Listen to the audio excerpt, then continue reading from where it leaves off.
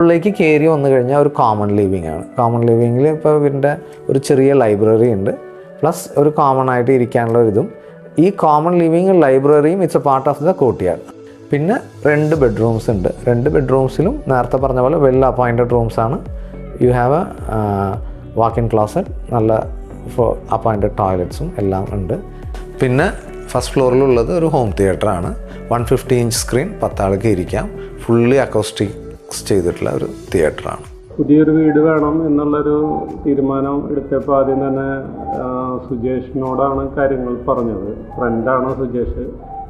അപ്പോൾ സുജേഷായിട്ട് ഞാനും എൻ്റെ ഫാമിലിയും ഞങ്ങളുടെ ആവശ്യങ്ങൾ പറഞ്ഞു, ആഗ്രഹങ്ങൾ പറഞ്ഞു. അപ്പോൾ അതിന് വളരെ നല്ല രീതിയിൽ സുജേഷിന് മനസ്സിലായി എന്ന് ഞങ്ങൾക്ക് മനസ്സിലായി.